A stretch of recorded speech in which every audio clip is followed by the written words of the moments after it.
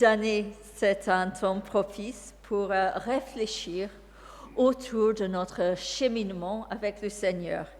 Cheminement, bien sûr, à titre individuel, mais aussi notre cheminement en tant que communauté. Et c'est ce que je propose à faire pendant la méditation ce matin. Et pour bien donner le crédit là où ça appartient, je m'appuie très fortement sur une proposition de prédication faite par mon collègue et ami Arnaud Joche, qui est le pasteur baptiste de Marseille.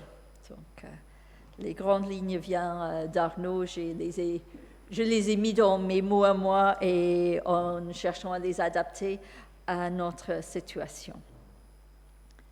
Alors, dans son évangile, Luc nous parle bien sûr de beaucoup de rencontres que Jésus a eues pendant son cheminement en Galilée. Ceux qui étaient là en 2021, nous avons lu l'évangile de Luc dans nos études bibliques. J'ai fait pas mal de prédications. Mais là, c'est un texte qu'on n'a pas travaillé parce que dans une année, on se dit, mais bon, on va tout lire dans une année et on n'arrive jamais à tout lire. Et c'est un texte où Luc nous parle de quelques échanges courts, surprenants, voire déroutants, que Jésus avait avec des gens qui souhaitent le suivre. Donc je nous invite à prier. Seigneur, merci pour ta parole. Aide-nous à comprendre ta pensée. Garde-nous d'atténuer ou de minimiser ce qu'elle révèle de toi. Que ton esprit renouvelle notre intelligence pour nous laisser façonner par toi. Amen. Alors, juste avant de lire, pour situer, nous sommes sur la route vers Jérusalem. La réputation de Jésus grandit, les gens parlent de lui et les gens viennent le voir, ils viennent l'écouter, ils viennent demander des guérisons.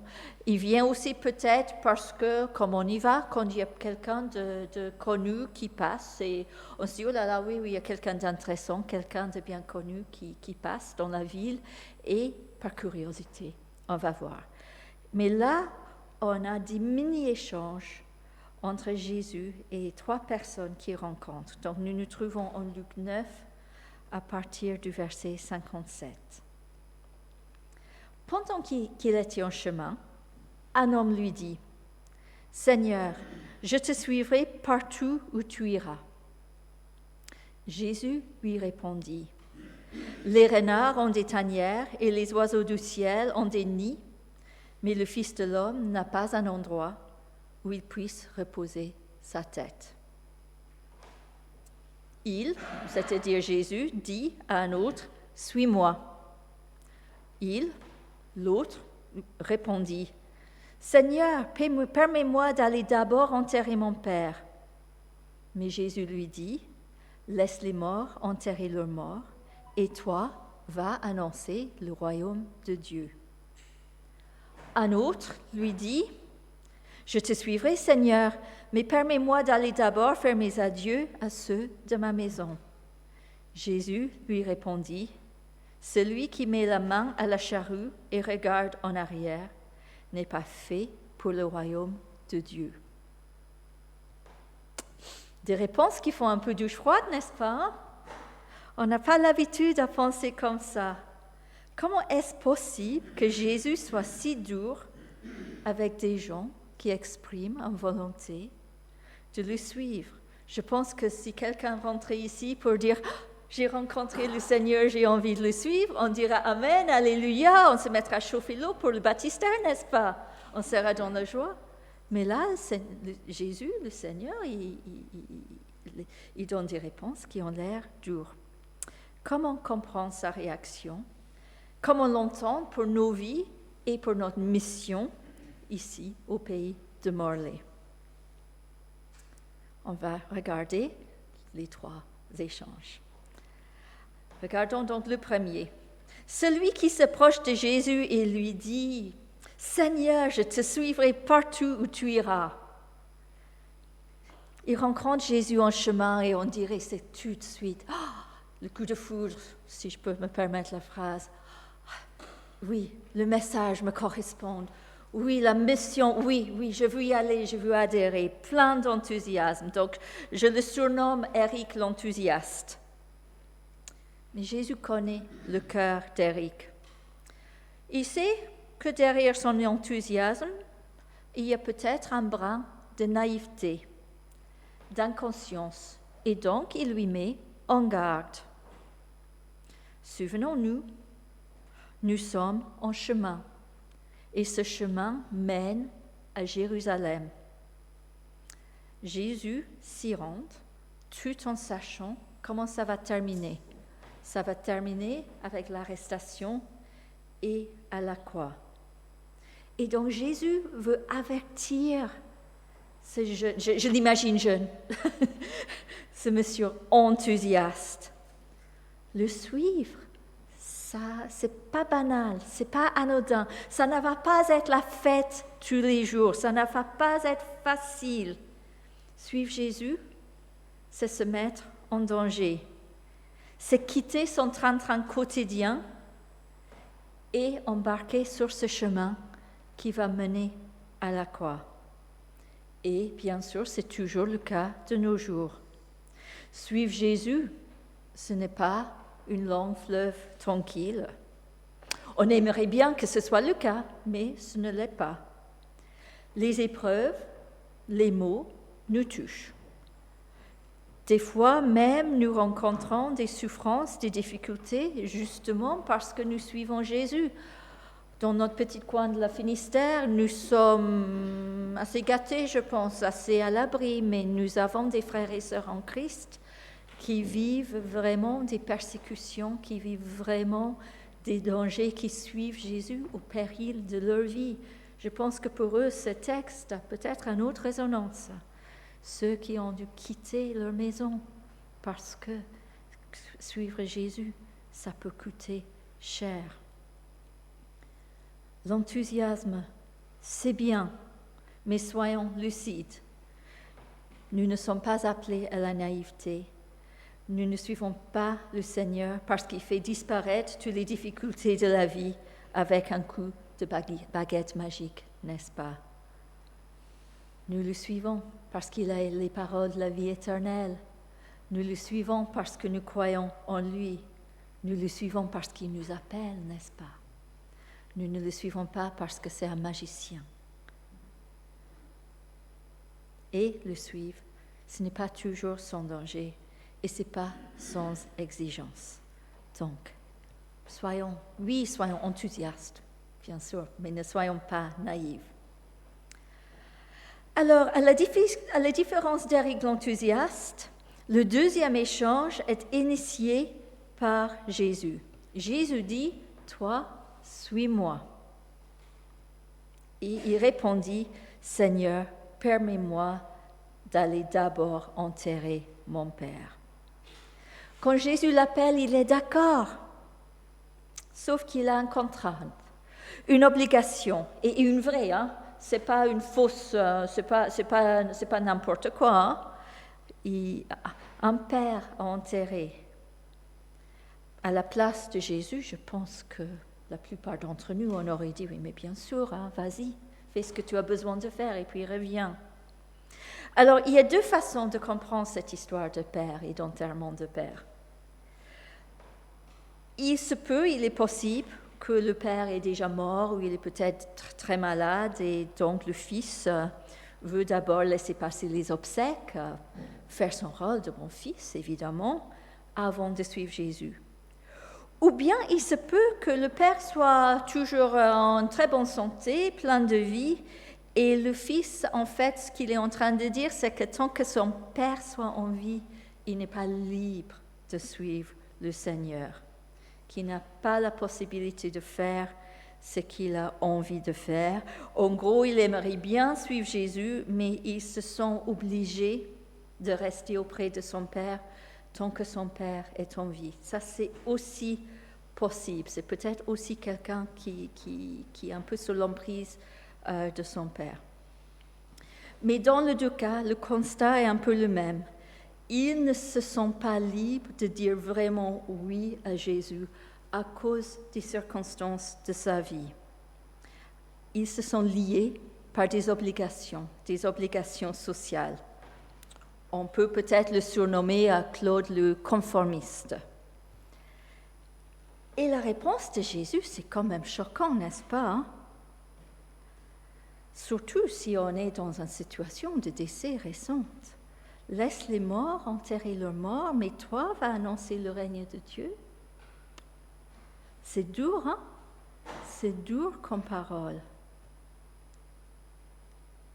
Mais Jésus est en train de lui dire que de le suivre, c'est d'une telle importance qu'il ne peut pas prendre du retard. Ce n'est pas une décision qu'il peut remettre pour demain.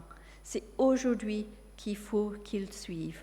Que tout le reste, même les obligations familiales, prend finalement une seconde place. Après, d'ailleurs, en regardant la phrase de Jésus, il ne dit pas, ne va pas à l'enterrement, hein. Il dit, va annoncer le royaume de Dieu. Peut-être que c'est d'abord auprès de ces personnes en deuil qu'il l'envoie pour annoncer le règne de Dieu, le royaume de Dieu. Ça fait partie de nos rôles.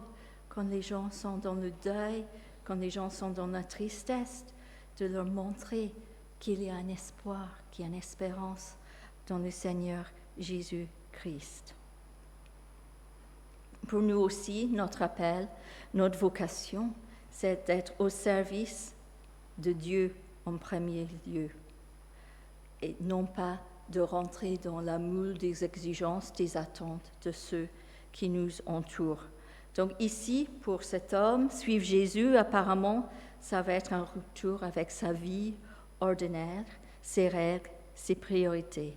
Suivre Jésus peut être inconfortable parce qu'il nous appelle à lui donner la première place avant nos engagements sociaux, avant la conformité avec les demandes de nos familles, de notre culture. Attention quand même, hein? Ici, Jésus, il interpelle, il choque, il veut nous faire comprendre l'essentiel, que le suivre veut dire lui donner la première place dans nos vies, que le reste est secondaire. Mais il y a de la place pour ces choses. Et très souvent, la manière de suivre Jésus, ça va être de s'occuper de nos familles, de s'occuper de ceux qui nous sont confiés. Suivre Jésus n'est pas un appel sectaire de rejeter notre société, de rejeter nos familles.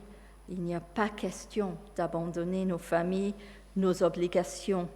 Quand on lit la Bible, il y a suffisamment de textes qui nous parlent de cela, qui nous parlent de prendre soin de ceux qui dépendent de nous, qui parlent de rester présents dans nos familles en tant que témoins. Nous ne sommes pas, donc je ne suis pas du tout en train de se dire, là, il faut abandonner la famille, abandonner les parents et tout plaquer pour suivre Jésus en partant loin avec lui.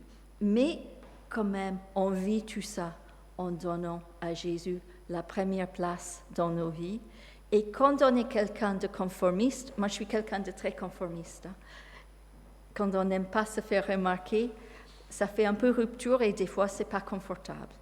Donc restons avec cette idée que Jésus nous appelle à lui donner la première place. Et ça peut être inconfortable et ça peut nous faire sortir de nos conformités. Ça peut nous obliger de sortir de la moule dans laquelle les autres veulent des fois nous placer.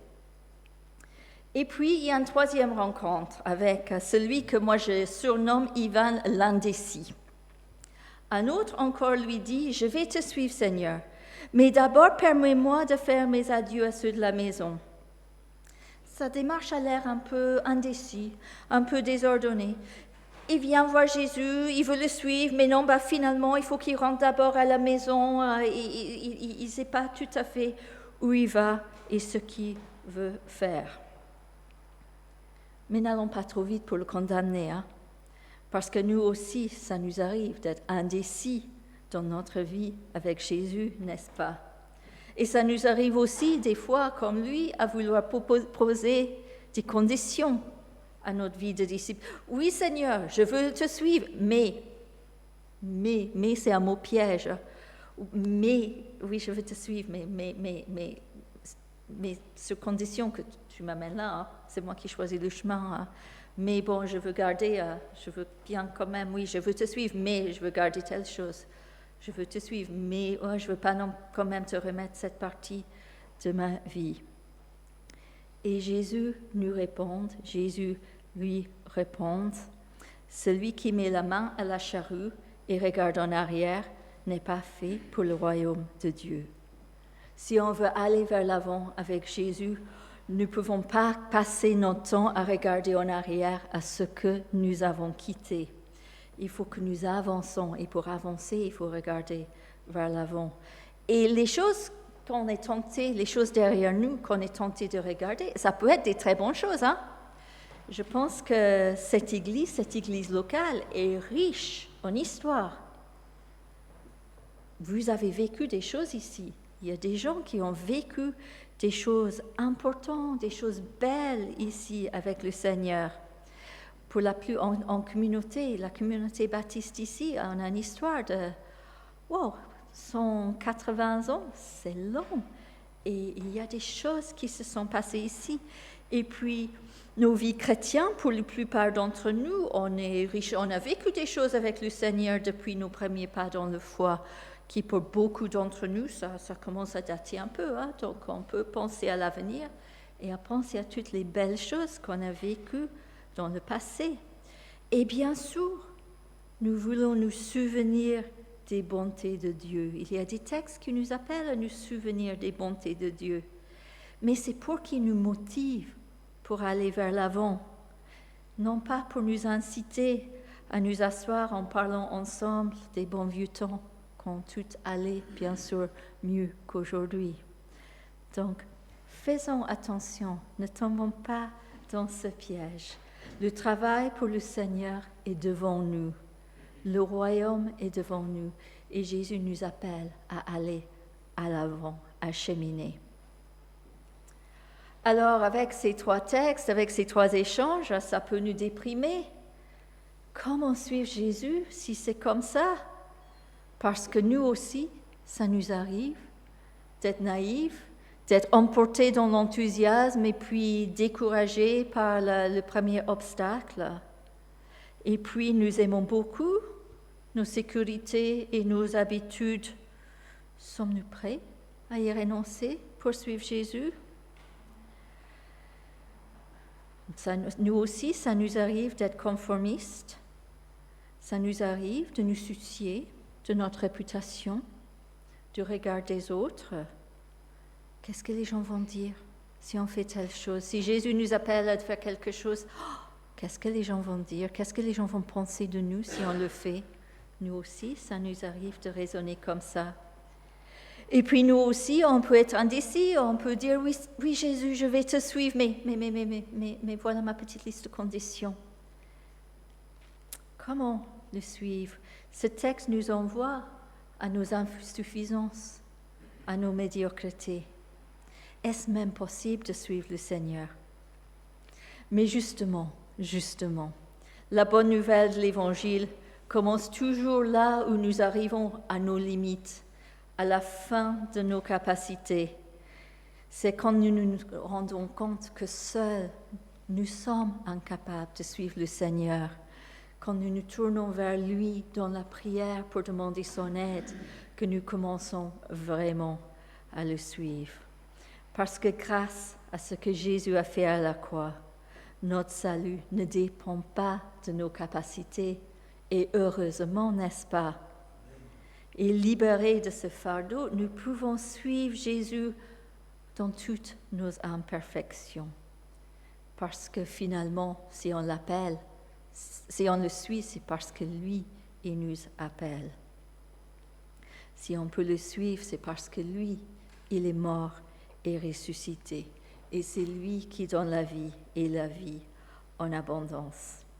Donc, à la lumière de tout ça, je veux juste remarquer encore quelque chose de nos 3 candidats disciples. Première chose à remarquer, Jésus ne les a pas renvoyés. Il leur a répondu, mais il a dit à aucun, non, mais écoute, je ne veux pas de toi. Hein? Ça fait partie de leur cheminement avec lui que nous voyons. Et puis, nous pouvons aussi relire les réponses de Jésus comme des invitations à la croissance, les invitations à avancer avec lui, libérés des fausses attentes.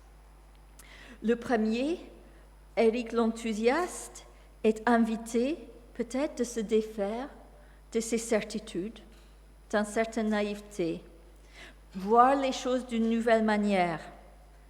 Oui, il n'aura pas de tanière comme le renard, et il n'aura pas de nid comme les oiseaux, mais il trouvera sa sécurité en Dieu, non pas dans des constructions temporaires. Peut-être qu'on peut dire que le deuxième, Claude le conformiste, est libéré du poids de ce que la société exige de lui, du poids de vouloir toujours faire toutes les choses bien pour qu'on pense bien de lui. Et Jésus lui donne cette liberté, cette vraie liberté de le choisir et de le suivre en le mettant avant tout le reste. Et puis, Ivan l'indécis, il peut être libéré de son passé, des choses qui pourraient le définir en bien ou en mal. Le passé, des fois, ça nous définit en bien, on veut rester la personne qui a fait telle chose bien, mais des fois, on porte les fardeaux du passé, des fois, on se sent écrasé par les échecs, par les blessures, par les souffrances du passé, et Jésus nous invite à dire non, mais laissez-les, laissez ces choses et avancez avec moi vers l'avenir disponible à Dieu. La suite du récit peut peut-être aussi nous éclairer. Après cela, donc tout de suite après ces échanges, le Seigneur désigna encore 70 autres disciples et les envoya devant lui, deux par deux, dans toutes les villes et dans tous les endroits où lui-même il devait aller. C'est Jésus qui appelle ses disciples, c'est Jésus qui les envoie. Notre bonne volonté n'est pas le moteur pour servir Dieu. C'est le fait que Dieu nous appelle. Plus encore, il nous appelle et il nous envoie pour le précéder. Ce qui veut dire que c'est Jésus dans ce texte-là, et on peut aussi, je pense, le prendre pour nos vies. Jésus envoie les disciples dans des lieux où lui, il va aussi venir. Ils y vont pour annoncer sa venue, mais lui, il vient. C'est lui qui va faire le vrai travail auprès des gens. Le rôle du disciple, oui, c'est important. Nous sommes appelés à le faire. Nous sommes appelés à parler de Jésus, à annoncer sa venue. Mais restons à notre place. Nous sommes invités à faire cela. C'est lui qui fait le vrai travail. C'est lui qui va à la rencontre des gens. C'est lui qui transforme les cœurs et les vies. Pas nous. Ça, nous ne savons pas faire. Mais lui, il sait faire. Suivre Jésus, finalement, ce n'est pas une affaire de volonté. C'est une question d'appel. Jésus t'appelle, Jésus nous appelle. Ayons donc confiance, non pas dans nos propres compétences, parce que on a nos limites, mais dans sa perfection à lui. Car avoir l'espérance que Jésus... Parce que c'est quand nous mettons notre confiance en lui, nous avons l'espérance qu'il va faire tout ce qu'il a promis de faire dans nos vies, dans la vie de notre Église, dans les vies de nos familles, dans les vies des gens que nous croisons dans la rue, ici à Morlaix, à Roscoff, dans nos villes et villages. C'est lui qui est au travail. Et nous, il nous appelle à marcher avec lui, à le suivre en tant que disciples, ici, dans notre petit coin du Finistère. Donc, quel est l'appel que Dieu nous adresse? Sommes-nous naïfs au point de croire qu'il n'y a pas de défi devant nous? Ça nous arrive, n'est-ce pas? Sommes-nous craintifs quant à un avenir incertain? Bien sûr, il y a des jours comme ça. Ou tellement soucieux de notre image que nous avons peur de notre vocation d'annoncer le royaume? Ça aussi, on sait faire. Hein? Sommes-nous tellement focalisés soit sur notre riche passé, soit sur nos précédents échecs, que nous avons peur de regarder vers l'avenir? Ça aussi, je pense que nous le faisons. Mais l'invitation de Jésus, c'est quand même, malgré tout cela, de le suivre, de le demander de nous libérer de nos peurs et de nos incapacités, de fixer nos regards sur lui et nous tourner avec lui vers l'avenir, en mettant notre foi et notre confiance en Jésus, qui a promis de bâtir son Église. C'est son Église, ce n'est pas notre Église, c'est son Église, et il a promis de le construire. Et comptons sur lui de continuer ce travail de construction avec nous quand nous le suivons en chemin, et en comptant sur ses promesses de nous bénir en 2023, bien au-delà de ce que nous aurions pu imaginer. Et sans doute, il va nous appeler, il va nous amener à faire des choses auxquelles nous n'avons pas encore pensé. Des choses que nous, peut-être que juste comme ça, on n'oserait pas les faire, mais avec lui et en lui, il devient possible. Parce qu'il nous appelle à le suivre et à faire honneur à son nom. Je nous invite à prier. Seigneur, nous voici ensemble devant toi pour dire toute notre reconnaissance pour tout ce que nous avons vécu ensemble jusqu'à maintenant. Tu es l'alpha et l'oméga, tu tiens tout entre tes mains, tu tiens l'histoire et nos histoires personnelles. Jusqu'à là, tu nous as conduits, appelés, guidés, fortifiés, inspirés, interpellés, aimés, consolés, guéris, sauvés. Tu l'as fait chaque minute, chaque jour, chaque année. Merci pour ta présence à nos côtés, ton esprit de vie qui vient nourrir notre foi et qui nous conduit aussi à l'action. Tu as été fidèle, tu ne changes pas. Tu tiens tes promesses, tu es le Dieu Emmanuel, Dieu avec nous, Dieu avec chacun et chacune de nous. Et nous voulons maintenant te remettre la suite de notre chemin.